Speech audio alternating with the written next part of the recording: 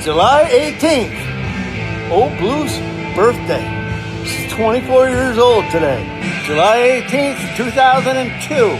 I brought her home from Pocono, Peterbilt, brand new. And yes, she went to work in 02, but she is an 2003 model.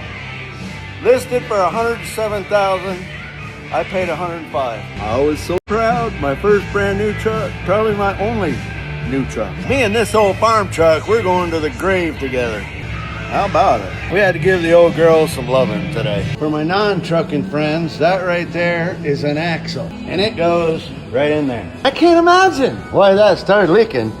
It didn't have a gasket or silicone, nothing. I'm not gonna say who did that, but it wasn't me and it wasn't Blister. But I will guarantee you, that freaking gonna leak now. What do you think, Shags? We're all good? All right, let's part. See what's going on with that brake. And Blister just showed up on the scene. How was work today? Great. Looks like it's pretty dirty. Yep, always. Put that air cap. We had a bunch of friends stop over last night, and we were all out here till 2:30 in the morning. So we're moving a little slow today, boys. It's Boston, baby! Their how's MS cam bushings? They're like brand new. 24 years old, original. I've never put cam bushings in this. Ever. Do you believe that? I do. I've been telling you guys forever. Green every week. Well, we found part of the problem. What is it? Spring seize. It's all junk. And roller's got flat spots on it. This one's not quite as bad, but these brakes are junk. That must be where the woo is coming from. Separate there. These brakes got about 400,000 miles on them. And the rest of them don't look bad. So we're just changing that one today.